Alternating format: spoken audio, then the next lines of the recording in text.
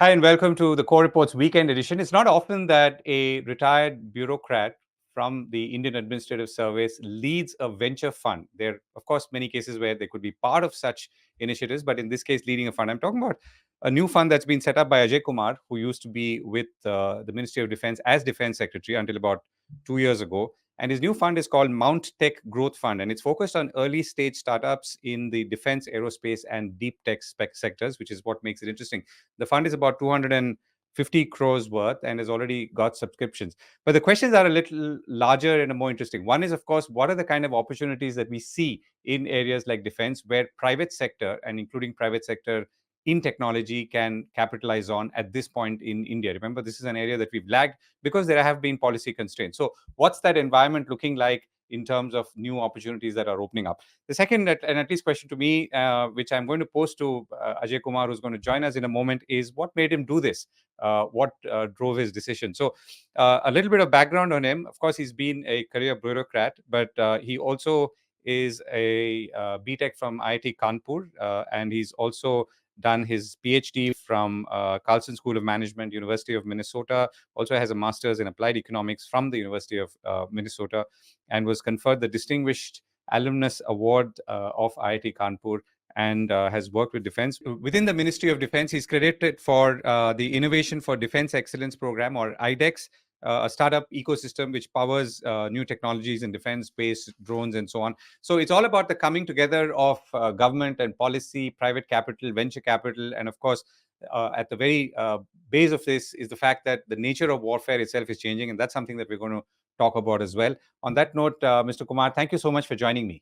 So, before we plunge in to understanding a little more about the fund, which is the Mount Tech Growth Fund, tell us a little bit about how you're seeing the landscape for defense equipment at all levels, whether it's, let's say, combat equipment or electronic equipment, or whichever way you define it, uh, today, in terms of what we need versus what we procure or import from the rest of the world, or for that matter, even produce locally. So good morning, and thank you very much for having me on this program. Uh, as you are saying, we are actually witnessing a huge change in the nature in which war is being conducted now, and this changing nature of battlefield is actually hugely driven by technology. We see today three kind of activities happening on the battlefield which were not there in the past. And I must qualify this by saying that it is not that the conventional war doesn't have relevance now. It continues to have its relevance, but it is increasingly being influenced by these new trends. So what are these new trends? One is that you see there is in the whenever there is contact, and there are new kind of uh, equipment that which the conventional equipment starts to use. These include, for example, the tanks are today become, or any equipment is becoming more net centric. It is controlled remotely. There is greater focus on autonomy. Everything is becoming autonomous, whether you are on land or on water or on uh, mm, any other. We see that even a simple soldier today, he is equipped with so much of technology in his body that he is much more aware and much more potent when it comes to doing this. But this is only with respect to how the conventional systems are changing. But we are also seeing today increasingly where you do not need to go near the enemy to actually hurt him. We are now today seeing increasing use of unmanned aerial vehicles. We are increasingly seeing use of space, and space actually is making situational awareness ubiquitous at all times, at all places. Nothing is really hidden. And we are also seeing new things like directed energy weapons where you actually can remotely hurt the enemy. And then there is a third thing, which is also very technology driven, where actually you are not even trying to physically hurt the enemy, but you do significant damage. We have been seeing this in all recent wars or skirmishes that are going on. And even sometimes when a physical skirmish is not going on, this kind of warfare is continuing. One important facet of this is information warfare, for example. And you try to distort facts, create perceptions which are very different, and influence the will of the people in an enemy state. The second thing is that of cyber attacks, which has become a very common everyday affair. We also see increasingly nano and precision drones, which are not in terms of large equipment, but going and uh, picking up the target and hurting the target. Now, in all of this, what you see is the huge influence of technology. And I think that is the biggest trend that we are seeing, that technology is increasingly going to influence future warfare. And I think we need to be prepared for it. Got it. So before I come to, what are the kind of areas that you think there is investment opportunity and how that pans out from a pure investment point of view. So what made you think of it? I mean, usually, someone who's been in government for so long may be part of a private sector venture, but I'm not, at least in my experience, have not seen too many, let's say, career bureaucrats who've jumped into actually starting a fund and leading a fund. Of course, the concept of even starting a fund and leading a fund is relatively new in India. But what made you think of it? Yeah, I think it's very for me, it's more of a something which I believe in. I have seen how the defense innovation ecosystem in India has grown, and I think what we have seen so far is really tip of the iceberg. We have potential to be, defense industry is very peculiar. It's a $1 trillion, defense and aerospace is $1 trillion plus industry, and with space getting added, it is even becoming bigger. But interestingly, five countries actually control more than 75% of this industry. Of course, we are nowhere close, or we are a very small player of it in it now. But what I really think, that we have the capability to be among those top five countries, to become a leading uh, creator, developer, producer of new innovative technologies, which are defining really the frontier leading edge of where technology is going. And that kind of change I had seen while I was in service, when I was in the Ministry of Electronics and IT, and thereafter when I was in defense.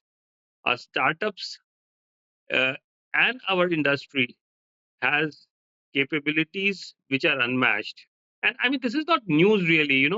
If you Yeah. look at world over, we are the world's largest R&D outsourcing centers, as is reflected by the global capability centers that are being set up in India. We are the world's number one.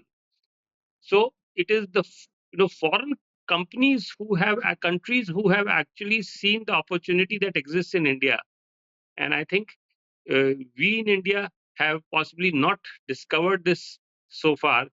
And I think this is something, in defense, which I had first-hand experience. Second is, I think time has changed. You see this trend a lot in other countries. In US, you'll see a lot of people moving from government to industry. In India, maybe it's not been so much there. I agree with you, but I think you will see in coming times, people who have uh, the knowledge, the expertise, the professional background. I think they will want to do something post retirement, which is interesting. And I thought this was an interesting thing to do post retirement. Right. So let me then, since you talked about the global opportunity in the context of India, so let me also ask you about how you see the role of capital itself. So your fund, for example, is a 250 crore fund, and you've got subscriptions of 280 crores. But I'm not getting into the numbers right now. I want to look more at the opportunities. But the role of capital in catalyzing this ecosystem, what to what extent, in your understanding, is that important?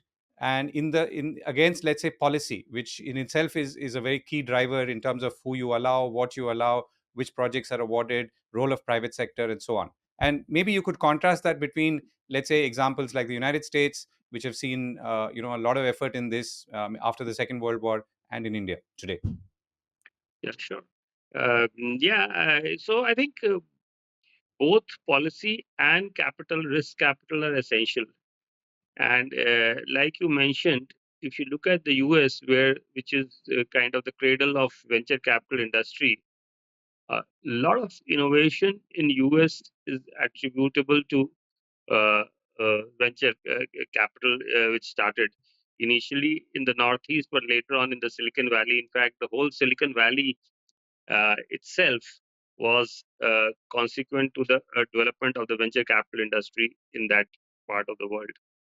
But more recently, if you look at Israel, the growth of Israel as a startup nation or the innovation center for large number of new technologies has been hugely dependent on the venture capital industry. The Yojma Fund, which has become, folklore in some ways, is actually a shining example of what venture capital can do. And in Israel, of course, Yojma Fund was directed based on their own circumstances and needs, primarily on military technologies. And several of the companies several of the funds that got created out of Yojma, and thereafter companies that created out of those funds, are today the world's leading companies in their respective technologies. And today, of course, we know Israel is, one of the most advanced countries in terms of new technologies. So I think the question of venture capital being able to drive technology is something which has been shown world over. And I mean, we just mentioned two examples, but you see many other countries, especially liberal democracies, you will find that this venture capital industry has everywhere been very important. But for the venture capital industry, the policy framework has to support it. And as you rightly said, uh, you know, we have seen those changes only in the last 10, 12 years, because in the past, we did not have this kind of an ecosystem where venture capital was seen as one way of creating innovation. We had typically been working on a system of R&D grants, and there is a limitation to which we do. If you look at from a governmental perspective, what it enables government to do is to actually, when they to bring in private capital into innovation, into R&D, something which we have been lamenting in the past. And now today, through this mechanism, we see huge amount of uh, interest, both in institutional investors, high net worth individuals, family offices. But even today, this whole interest has seeped down to even smaller individuals also. Everyone recognizes the importance of how this can actually not only create technology for the country but also create wealth for them. So I think we are seeing a huge change. In fact, if you see, the venture capital industry in the last 10 years has grown at a healthy rate of nearly 18% per annum, and this is something which is now coming up in India in a very big way. Right. So, if I were to ask you to illustrate, I was looking, for example, the one example of a company that makes or rather is going to develop a miniaturized satellite, which is an Earth imaging startup company. So that's one example that, in a way, illustrates where the technology, let's say, thrust is, or where the technology opportunities. What are the kind of opportunities that you are seeing right now in the context of your own fund, and maybe have been pitched to already? Yeah. So, first of all, I want to say, today, I mean, there are plethora of opportunities. There are several thousand startups who are working in this space, and at least, uh, in tens, there are startups who have actually made significant progress. So much so that in a short period of 3 to 4 years, they are not only catering to the needs of Indian armed forces, but they have started going global. They have started opening offices in the US and other countries where they see some market for their products in defense or for the civil market. The second important part of this whole thing is that because the technology is owned by these organizations, these startups, they have capability to tweak these technologies to cater to a commercial or civil demand that comes, and therefore this actually gives them the flexibility, which if you are only focused on defense, you may not get. So what do we see? Because there's so many large, we see a huge amount of opportunity in several sectors. But as far as our fund is concerned, we have decided to focus on certain themes. And these themes we are in process of identifying. We have identified a couple of themes, but other themes will be identifying 5 or 6 thematic areas, which will be the main focus of our fund. Uh, Space is one of them. UAVs is another one of them. But we are looking at their number of, because like I said, there are so many startups and which are working in a whole range of areas. We are looking to zero down on 5 or 6 themes. Got it. So I'm going to come back to the space and UAV opportunities in a moment, but a slightly larger question once again. So I look at, let's say, public markets, and the one thing that we've seen in the last couple of years is how stocks in the defense space, Hindustan Aeronautics being maybe the most prominent example, have seen a lot of investment come in, valuations have shot through the roof, and so on, which in a way is good news. But my question really is, do you also feel that there is some crowding out effect that ventures can face from the public sector itself because of historical reasons and the way the whole defense and defense procurement is structured in India? No, I think what's important is that here we are seeing increasing size of the pie. So I don't think that we are looking at a constrained space. Like I said, we are very, very small. We have seen only the tip of the iceberg. Sure. And we have, we are not talking of, growth of potential growth of, 20% per annum. We have opportunity to, because we are on such a small base, we have opportunity to grow multiple times of the scale. And second is the big opportunity for industry players is both the domestic market and the global market.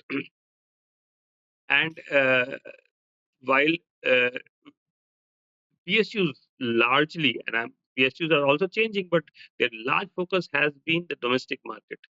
The third thing is, since uh, the present value addition of most of the platforms which the PSUs are making is anything between 30 to 50%, there is this remaining value addition which is getting imported, provides a huge scope for the industry, local startups to actually contribute to the value addition and substitutes whatever is being imported. The real technology actually goes in the systems and the subsystems which go in to make the platform. And I think this is the area where a lot of our startups will find value going forward. So I think we are looking at value addition in this area growing multiple times, and therefore there will be plenty of opportunity for everyone, at least for the next 10 years. Right. So let me come back to space and unmanned aerial vehicles. So are there ventures there that you've looked at specifically?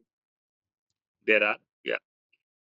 And any one illustration? I mean, without getting into too much No, details, I but why don't it think it will be interested you? appropriate, yeah, at this stage to talk about it. Okay.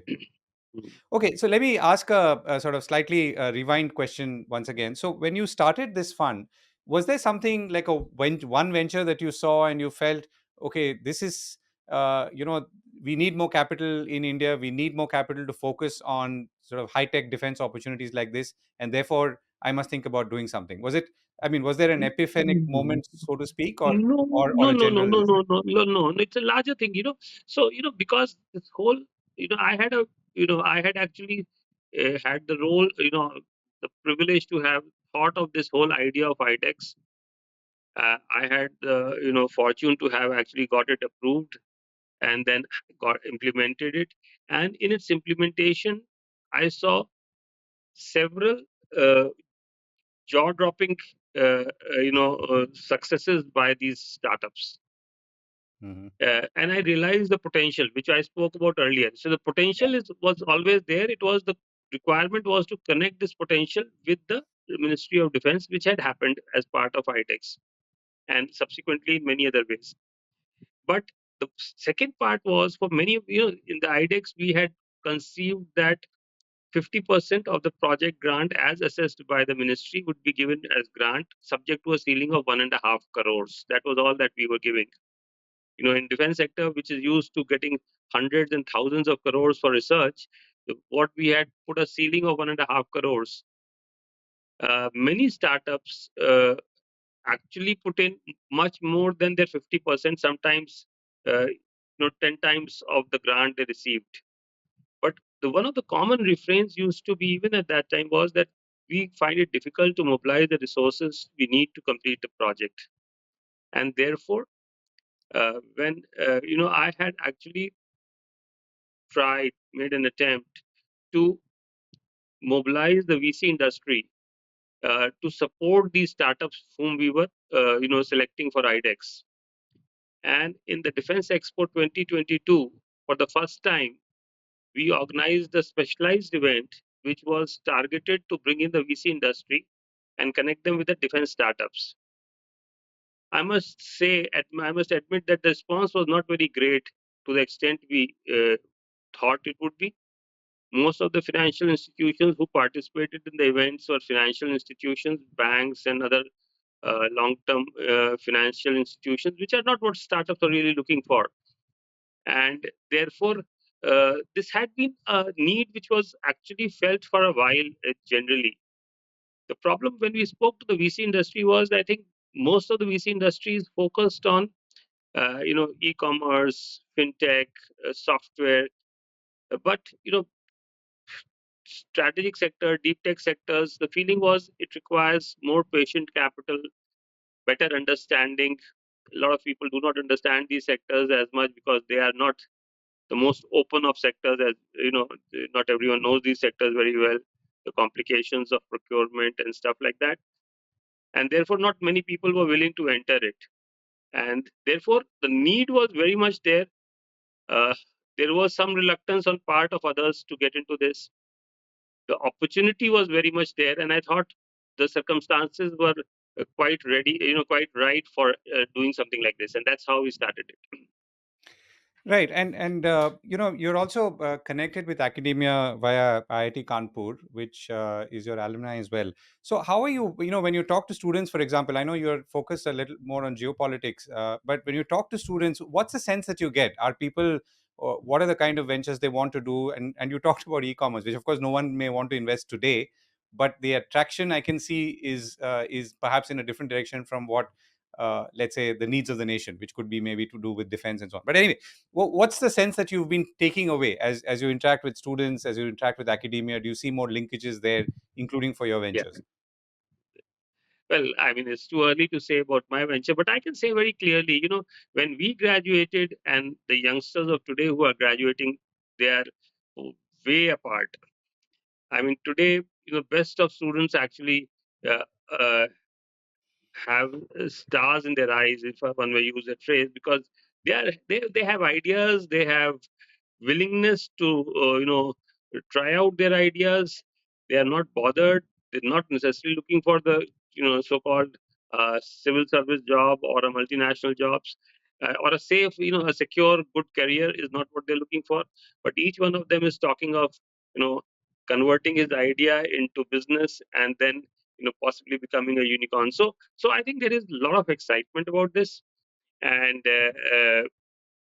that's something very heartening actually, because these top institutions, if top students actually start doing this and setting up a model, I think a lot of students across the country will follow Right, that and trend. as you look at more ventures that you will potentially invest in, so what would be the structure and approach of your investments? I mean, what kind of a stake would you be looking to take? I mean, what would be your current thinking on how you would be in terms of board control and so on? Yeah, so one of the key areas that we are very keen, like I said, and the which is also part of the purpose for which we have created this fund, is that we want to create technologies. So we are not going to be looking at service companies, companies who are doing good business through service, and when I mean service, it includes manufacturing as a service. We are really looking at those companies which are creating technology. So we look out for companies who have something innovative to show, uh, and which has not been done before, hopefully. Second is, we are open to a whole range, from right from early stage to pre-IPO stage. But we feel that our real value and our expertise will be best utilized if we are able to find out the winners very early. And that is where we think we will have we have a very illustrious set of uh, professionals who are in this team. We have Air Chief Marshal Badharia, who's with us. We have the Vice Air Chief was, of course, the former Chief of Air Force. We have the Vice Chief of the Navy, Vice Admiral Gormade. We have Lieutenant General Anil Kapoor, who is a very illustrious DG of EME in the Army. And we have industry professionals and other financial professionals. So, and there are other people also apart from these, names which I mentioned. So the point I'm saying is, we think we have ability or understanding of the sector where we can detect uh, good companies at an early stage, and we hope to take advantage of that. Right. So and when you've obviously traveled a lot and you talked about Israel, which I'm sure you visited.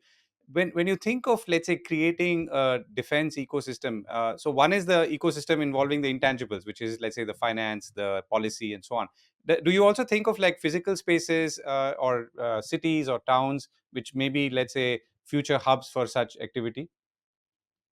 No, I don't think. See, today, because digital technologies, so two things. One is, we must realize that we are very strong in certain areas, uh, in defense and as a country also, and these are areas where we mostly relate to emerging technologies.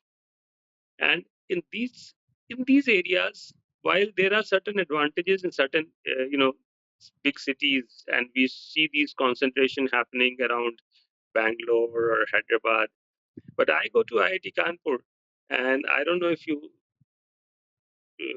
heard this or know this. Uh, IIT Kanpur incubator was rated as India's most innovative place by the National Innovation Ranking system in the country. So it's Hmm. Kanpur, which is like today not one of the top metro cities in the country, where there's concentration of these innovators coming. So I think we are seeing a fair amount of decentralization of innovation, especially in emerging technologies, uh, uh, in places outside of Bangalore, Pune, Hyderabad, Madras, Chennai, etc. And I think we are also seeing that kind of trend, surely. Right. So, when you look back, again a few years, including in your career as defense secretary or secretary of defense, what would be the frustrations, let's say, that you've encountered, which you can? I mean, I don't think every, let's say, prospective venture will solve all those frustrations, but which you think could be handled, let's say, with better channelizing of technology, the funding into it, the talent that will drive it, and therefore finding the bigger solutions that you're seeking.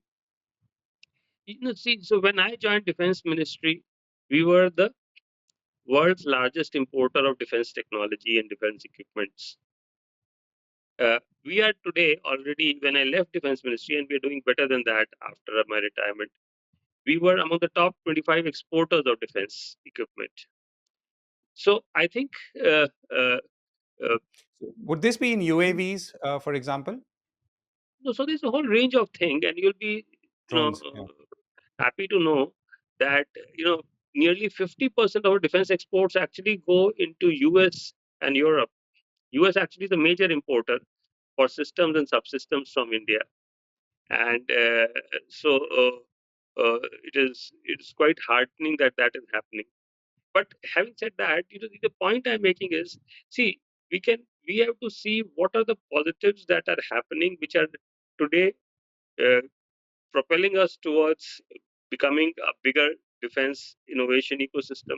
And I don't call it defense manufacturing ecosystem, because if you don't create the technology, you never really becomes independent or self-reliant or atmanirbhar. Because if you keep on going for technology to someone else, that actually puts a lot of shackles uh, uh, uh, uh, when it comes to actually making any choices, whether yeah, producing more, upgrading the system, exporting, all nothing you can do without the uh, you know technology owner's permission. So therefore, I think there is a huge trend towards growth. There is a huge trend, positive trend in the ecosystem, and I think this is what I think is something which has really, enthused me to and that's what I take away from my tenure. Right. Uh, Last couple of questions. So you talked about UAV, that's unmanned aerial vehicles, which could also be drones, as one of the focus areas. You talked about space, and you also said that there are a few other areas that you're looking at. So is there anything that you could talk about or hint at right now? So some of the areas that we're looking at, for example, we see a lot of opportunity in fabulous chip design, which is basically the fundamental building block for all electronics. This is an industry again where we have tremendous capability as a country, but we have practically zero chip making in this country. The common refrain, with a common saying that is prevalent in this industry, is that there is no chip in the world which gets designed without passing through an Indian's hands. Unfortunately, however, we don't own those chips. Those chips are owned by someone else. So now, fortunately, the policy framework is today conducive, or at least becoming more conducive to making chips in India. And I'm not talking of manufacturing chips. I'm not talking of foundry here, and which is a great initiative itself. But I'm talking of designing chips, which is fundamental to making any electronic device, and that's a huge opportunity. I must just mention that 90% of the value of a chip is in the design, and 10% is in its manufacturing. Right. So if we can design chips, we really capture a huge part of the value chain in electronics. Similarly, we are looking at areas like explosives. We're looking at but these are not selected areas. What we have, we so and I, we have asked a team within the fund and with some other external experts to look at these and come up with, like I said, 5 or 6 thematic areas is what we would like to focus on.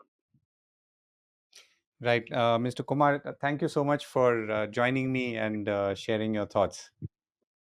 Thank you very much. Thank you.